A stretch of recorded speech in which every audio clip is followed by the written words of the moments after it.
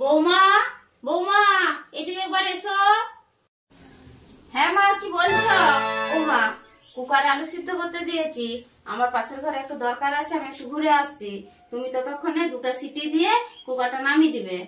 হ্যাঁ মা, ঠিক আছে, তুমি নিশ্চিন্তে যাও, আমি 2টা সিটি দিয়ে আলু সিদ্ধটা নামিয়ে দেবো। হ্যাঁ, মা তো বললো যে 2টা সিটি দিয়ে কুকারটা নামিয়ে দিতে। ঠিক আছে। Oh my god. নামিয়ে দিই।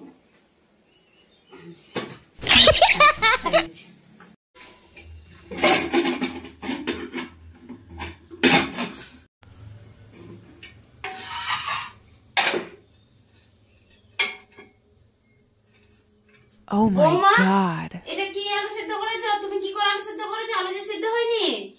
2টা কি সিটি দাওনি নাকি? কেন মা, আমি তো 2টা সিটি দিয়েই নামিয়েছি। এই তো মা, আমি এরকম করে সিটি দিয়েছি।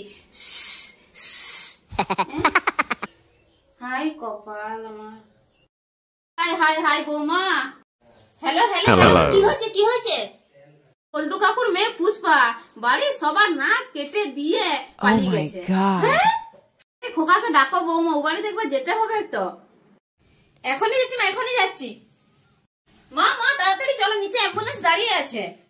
অ্যাম্বুলেন্স? অ্যাম্বুলেন্স কেন? পল্টু কাকুর মেয়ে পুষ্পা সবার নাক কেটে দিয়ে চলে গেছে। বাবা, কি রক্তারক্তি কাণ্ড। আচ্ছা, সবাইকার নাক গুলো খুঁজে পেয়েছে তো?